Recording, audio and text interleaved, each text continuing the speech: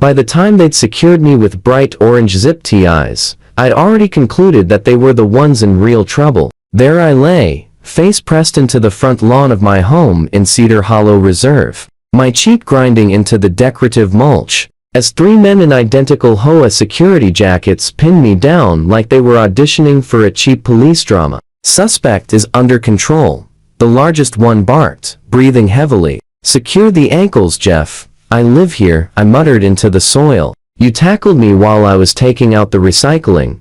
Non-compliant subject persists with verbal defiance, their leader declared, as if narrating for an invisible audience. "We are acting under the authority of the Community Protection Initiative."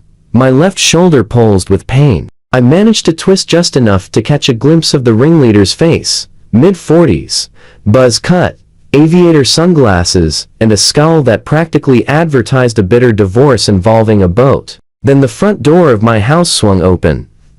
Came a calm, steady voice from the porch. "Why is our homeowner zip tied in his own yard?" The three HOA security men looked up. Framed in the doorway stood two individuals Wayawi, never once second-guessing your tactical decisions. My older brother Logan Hart and his close friend, Miguel "Mig" Alvarez, both former Marines. Both built as. They lived at the gym, both carrying that quiet, lethal calm that only comes from years and places where people shoot at you for real. Their gazes swept the scene in an instant, my bound wrists, the plastic TIs. "The fools and windbreakers, identify yourselves," Logan said, his voice low and even. The ringleader straightened, chest puffing out. "We are the official security patrol for the Cedar Hollow Reserve Homeowners Association," he announced grandly. "We are detaining this suspicious individual on charges of trespassing and potential vandalism."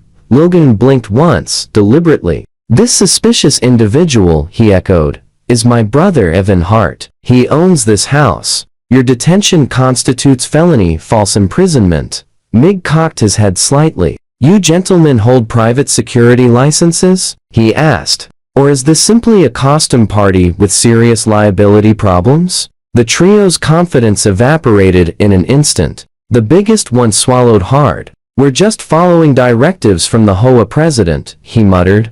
Mrs. Carroll identified him as a threat from the sidewalk. A sharp voice sliced through the morning quiet. "That's correct," it declared. "And I stand by my assessment." Phyllis Carroll, HOA president, visor perched on her head, clipboard in hand, and a personality fueled purely by other people's discomfort, marched forward as if she'd summoned an elite strike team. "Boys," Logan murmured to Mig, "remember that last Ray briefing?" Mig nodded. "De-escalate. Secure the scene. Summon actual authorities." As they stepped down from the porch, none of the men in windbreakers realized they had just escalated the quiet recycling resident from neighborhood nuisance to key witness in a criminal matter.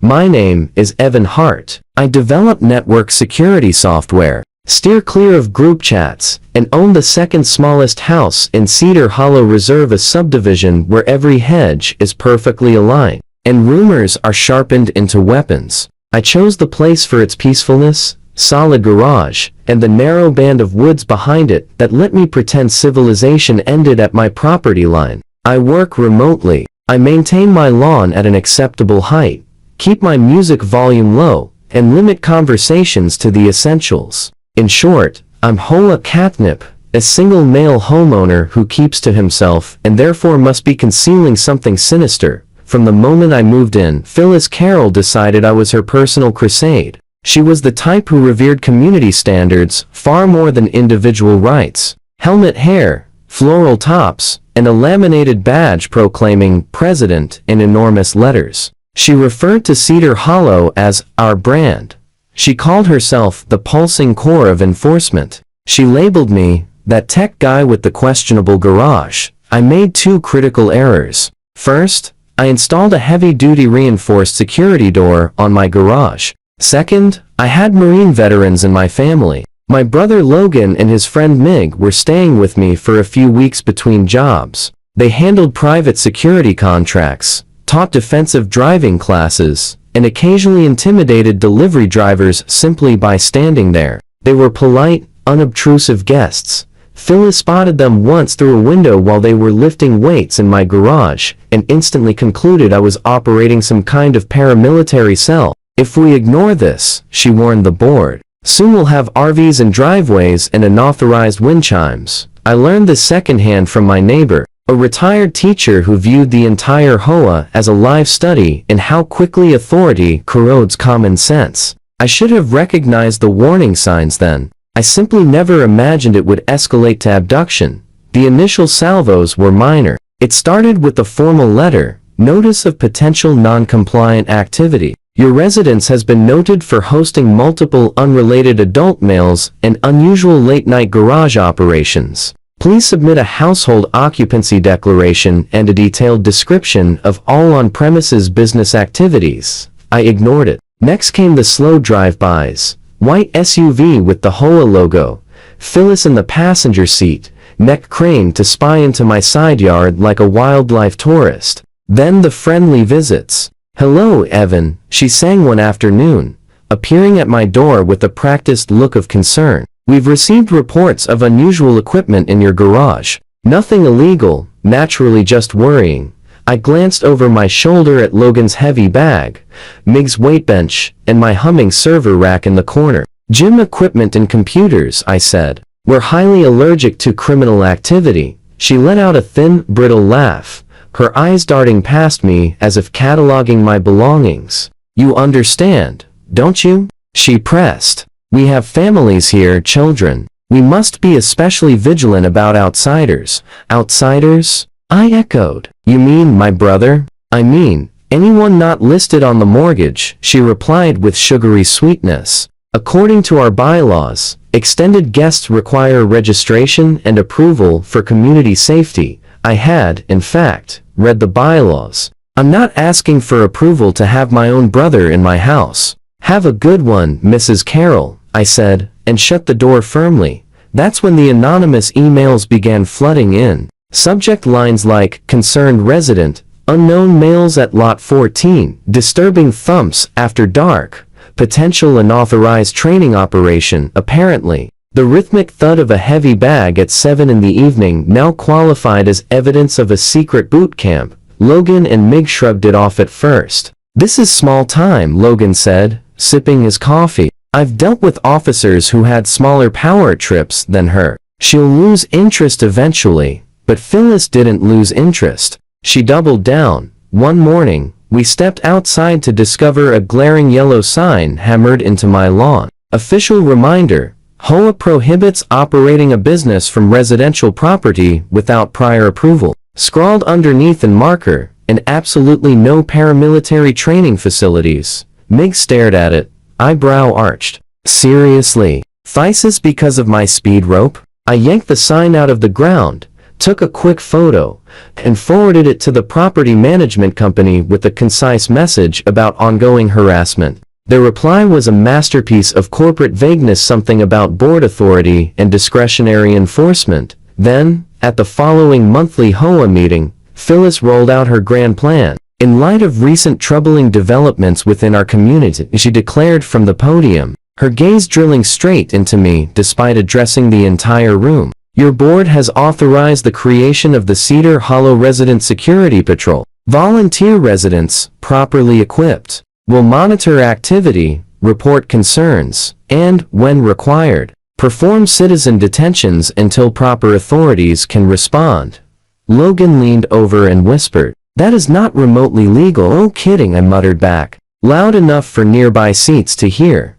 Phyllis acted as if she hadn't noticed. She had recruited 3 middle-aged divorced men who clearly missed feeling relevant, equipped them with walkie-talkies, high-visibility vests, and an inflated sense of purpose. In her mind, their primary mission was shielding the neighborhood from me. The morning of the takedown began, ordinarily enough. Coffee brewed, emails checked, Logan and Mig bickering good-naturedly over whose field rations had tasted worse. Trash day in Cedar Hollow is practically ceremonial. Bins may not appear curbside before 7 o'clock am, nor remain past 7 o'clock p.m., or you receive a politely worded letter inquiring whether you require clarification on the rules. A T705. I wheeled my recycling bin to the street like the compliant resident I was. That's when I spotted the white SUV parked at the corner, amber light bar glowing, HOA emblem prominent. Behind the wheel sat Todd,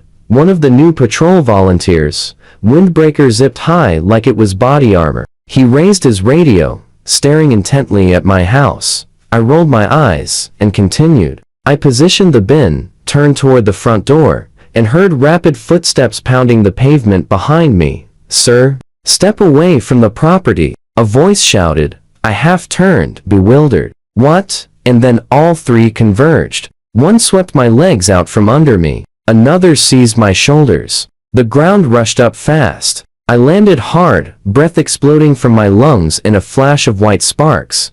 Target secured. Someone yelled triumphantly.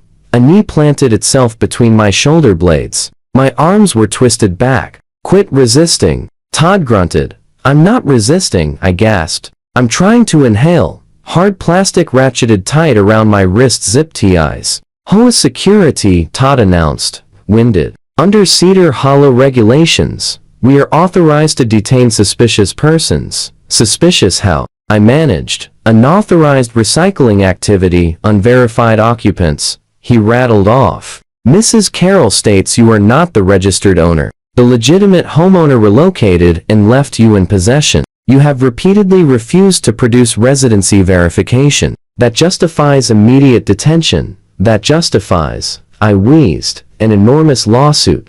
They hauled me farther up the lawn, still prone. "Secure the ankles," Todd directed. "If he makes a break for the house, we can't allow access possible weapons inside." "There are weapons," I said through gritted teeth. "Two former Marines with zero patience for this nonsense." They paid no attention. Halfway across the yard, the front door swung open. Logan and Mig had heard the scuffle. "Why exactly are strangers wrestling my brother on his own grass?" Logan asked, tone deceptively mild. "You have 10 seconds to explain how this is lawful." Mig added. Todd took in two large, composed men he didn't recognize, a scenario spiraling beyond his control, and chose the worst possible response. "Escalation, stand back," he yelled, fumbling for a canister of department-issued pepper spray. "This is an authorized security operation. We control this scene." Mig's gaze flicked from the spray to my bound wrists to the embroidered logos on their jackets. "Logan," he said quietly, "remind me what's the state requirement for citizen's arrest again?" "Witnessing an actual felony," Logan answered. "This is just assault and false imprisonment." He raised his phone, started recording, and aimed it steadily. "Please continue," he told them. "I need clear audio for the district attorney." Right on cue, Phyllis swept onto the scene like the final boss appearing in the third act. Visor firmly in place, clipboard clutched like a shield, satisfaction practically radiating. "Outstanding job, team," she sang, hurrying up the walk. "Maintain control of the subject. I'll contact Officer Daniels, he's a personal friend." "Mrs. Carroll," Logan said evenly. "Feel free to call anyone you want. But first, you're going to explain why your pretend security force just assaulted a resident on his own property." She sized him up like he was an offending hedge. "And you are?" "His brother," Logan replied. "Logan Hart. This is Miguel Alvarez. We both served in the Marine Corps' military police specialty. We're quite familiar with proper detention procedures." Mig lifted his own phone, recording. "We're also familiar with the legal definition of kidnapping." Phyllis's smile tightened. "No one is kidnapping anybody," she insisted. "Section 12.3 of the Covenants grants the association broad rights to safeguard the community, including temporary detention of unidentified individuals. Until nothing," Mig interrupted, still calm. "Covenants don't override criminal law, and I'm certain they don't authorize tackling people in their front yards." I spoke up from my position on the mulch. "Still restrained down here, folks. Just in case anyone's keeping track." Logan crouched beside me, inspecting the TIs. "Don't cut them yet," Mig cautioned. "Evidence tampering. Let the real police document the full extent of the idiocy." He turned to Phyllis. "Go ahead and call your friend," he said. "We'll wait." "Or," Mig offered, I can dial 911 right now and report that unlicensed vigilantes just attacked and bound a homeowner based on hearsay. Your choice. Phyllis hesitated, confidence faltering for the first time. Fine, she snapped. We'll handle it your way. She yanked her phone from her purse, scrolled to a favorite contact, and tapped speakerphone. Officer Daniels, she cooed the moment he answered. It's Phyllis from Cedar Hollow. We've successfully apprehended a highly suspicious individual. Ma'am, the officer replied, voice heavy with early morning fatigue. This line is for emergencies only. This most certainly is an emergency, she pressed. Our security team has detained an unregistered occupant. We have him restrained. Right, hold on, Daniels interrupted sharply. Restrained how? Mig leaned closer to the phone. Good morning, officer, he said courteously. Miguel Alvarez, former Marine Corps military police. I'm currently at 14 Larks Lane, watching my brother-in-law, the legal owner of this property, lying face down on his own lawn, zip-tied by unlicensed HOA volunteers. We'd greatly appreciate some legitimate law enforcement on scene as soon as possible. A long beat of silence followed. Yeah, Daniels finally said. Yeah, I'm en route. The call ended. Mig offered the security team a thin smile. We'll all remain exactly like this until he gets here, he informed them. Nobody touches my brother-in-law. Nobody shifts him. Nobody so much as loosens a zip tie. You've already done plenty. Todd, suddenly registering that multiple phones were recording and real police were inbound, lost all color in his face. Phyllis, he muttered urgently, you swore this was authorized. She clutched her clipboard tighter, knuckles white. It is authorized, she whispered fiercely. The bylaws, Logan interjected in a flat tone, govern mailbox paint colors, not people. Curious neighbors began drifting onto their front porches. Phones raised, murmurs spreading. Nothing pulls a suburban crowd faster than the prospect of watching an HOA president face public legal consequences. The patrol car arrived with lights flashing, but no siren, as if the officer already regretted the assignment. Officer Daniels climbed out, hand resting near his duty belt, surveying the tableau. One zip-tied resident, 3 sweating volunteers, 2 unnervingly calm former Marines, and Phyllis practically humming with indignation.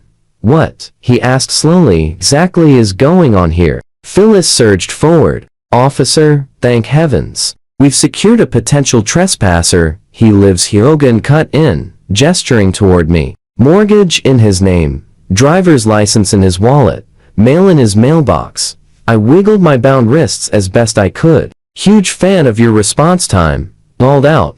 Daniel's jaw flexed. He returned to his cruiser, retrieved a small folding knife, and crouched beside me. Mind if I cut these off? He asked quietly. Please do. 2 quick snips and feeling rushed back into my hands. He helped me to my feet. Evan Hart? He confirmed. You're the recorded owner? That's me, I said, rubbing circulation back into my wrists. Happy to fetch the closing paperwork if Mrs. Carroll wants to highlight her favorite sections. He pivoted to the 3 volunteers. Who made physical contact with him? All 3 fingers pointed wildly at one another. Todd gave the command, one blurted. Todd said we had to, another protested. He said the bylaws allowed it. Daniels raised a palm. Let me make this crystal clear, he said. Violating HOA rules is not a crime. Refusing to fill out HOA forms is not a crime. Tackling a resident and binding him on his own property, that is a crime. You're taking his side? Phyllis demanded, incredulous. We're only trying to make your job easier. Strange men have been coming and going at all hours too, Mig corrected calmly. There are exactly 2 of us. We come and go between 9 and 6. We carry groceries. Truly terrifying stuff. Daniel's radio crackled. Unit 12, you still handling that HOA disturbance? Need additional units? He keyed the mic. Negative, he replied. But connect me to a sergeant. Possible assault and unlawful restraint. Phyllis staggered back a step. Assault? We're the victims here. No, ma'am, Daniels said firmly. Mr. Hart is. And I've been telling you, people, for years. The HOA is not a police agency. You do not get to operate your own private force. He collected statements. He photographed the discarded zip ties in the grass. He took my version, then Logan's, then Mig's, then copied several neighbors' cell phone videos. Finally, why he faced me directly. Do you wish to press charges? I glanced at Logan and Mig. Without question, Logan answered. We've operated in real combat zones. I'll be damned if my kid brother gets ambushed by windbreaker wearing weekend warriors and walks away with nothing. Mig nodded. We'd also like the state to be notified about some unlicensed security operations. Phyllis spluttered. We're merely volunteers. You're volunteers. I said. Just impersonated authorities and committed battery. There's a specific legal phrase for that. Starts with colossally and ends with stupid. The corner of Daniel's mouth twitched, betraying the faintest smirk. Within days, the fallout accelerated. Todd and his 2 teammates faced misdemeanor charges for assault and unlawful restraint. The county prosecutor launched a formal review of the HOA's entire security program. I filed a civil lawsuit against the association for harassment, negligence, and infringement of my homeowner rights. But the sweetest moment arrived at the next HOA meeting. The clubhouse was standing room only. Residents who hadn't bothered to attend in half a decade showed up with lawn chairs and barely concealed glee. Phyllis sat behind the head table, pale and seething, flanked by 2 jittery board members and a lawyer whose face screamed regret over every life choice that led him here. The attorney cleared his throat. As everyone is aware, he began, recent incidents involving the Community Security Initiative have resulted in significant legal exposure. On advice of counsel, the board has unanimously voted to suspend all security patrol activities. Effective immediately, scattered applause broke out, then swelled into genuine cheering. Furthermore, he continued, the association has entered into a confidential settlement agreement with Mr. Evan Hart. Every head swiveled toward me in the back row. I rose slowly, trying and mostly failing not to look dissatisfied. The association, I announced, scanning the printed summary aloud, has agreed to cover all my medical expenses, compensatory damages for false imprisonment, and full reimbursement of my attorney fees. They've further committed to permanently disbanding the security patrol, amending the covenants to expressly forbid any resident-led detainment, and requiring all board members to complete certified training on actual legal boundaries and homeowner rights. I paused, folding the sheet neatly. Oh, and one more detail.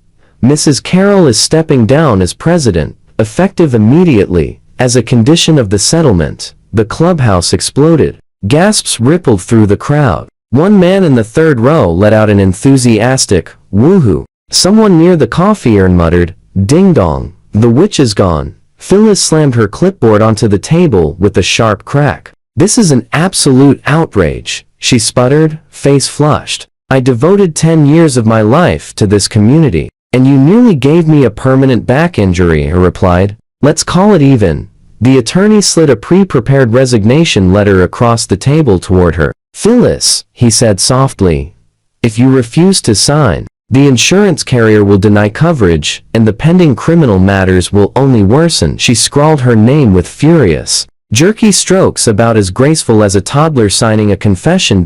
In the weeks that followed, Cedar Hollow experienced something akin to collective decompression after years under a regime. The interim board, 3 refreshingly ordinary people whose priorities were low dues and 0 lawsuits, actually began soliciting resident input. The overwhelming consensus, never again with the pretend police. Logan and Mig became neighborhood legends in the best way. The new board invited them to lead a workshop in the clubhouse titled, Real Security, What It Is and What It Most Definitely Isn't. They broke down basics like distinguishing genuine threats from a resident in basketball shorts, the legal requirement of probable cause before laying hands on anyone, the proven value of observe and report over tackle and restrain, and the revolutionary idea that your neighbor is not an adversary. Attendance became mandatory for anyone wishing to serve on the board in the future. Phyllis, meanwhile, faced her own reckoning. The prosecutor extended an offer, No charges filed in exchange for a public apology at an open community meeting. Completion of an accredited course on civil rights and HOA legal limits. And a signed agreement never to organize or join any resident security effort again. On the evening of her apology, she stood at the same podium where she had once proudly unveiled her patrol program. I regret that my actions contributed to a hostile environment for Mr. Hart, she recited stiffly from a prepared statement. In my zeal for order, I allowed enthusiasm to cloud better judgment. Someone in the audience masked a cough that sounded suspiciously like understatement. As the room emptied afterward, she approached me near the exit. I hope you're happy, she said through tight lips. You've poisoned this entire neighborhood against me. I shrugged. I didn't restrain anyone with zip ties, I replied. I simply objected to being the one restrained. Logan materialized at my side, presence calm but unmistakably protective. Ma'am, he said with perfect courtesy, should you ever feel inspired to launch another security initiative, may I recommend a different model? She glared. Such as? Neighborhood watch, he answered. As in, watching the neighborhood, not assaulting it. 3 months later, Phyllis sold her house and moved away. The buyers were a young family whose sole infraction to date is a backyard trampoline visible from the street. The new board voted unanimously to overlook it. Life for me returned to its preferred quiet rhythm. I wrote code. I grilled steaks on weekends. Logan and Mig deployed to their next contract, but swore they'd swing by on their way back. Sometimes, when I wheel the recycling bin to the curb, I still glance around for reflective windbreakers out of old habit. There are none. No lurking SUVs with amber lights. No golf cart SWAT teams.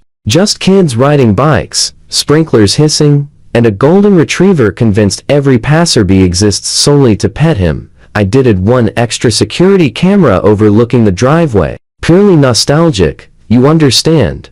Moral of the story, if your HOA's idea of safety involves zip ties and authority fantasies, the problem isn't crime, it's control. And if you ever decide to play police officer, you'd better hope the quiet guy you're tackling doesn't have 2 Marine veterans inside ready to step out, with the actual law firmly on his side, because that's one episode of Neighborhood Watch nobody wants to star in.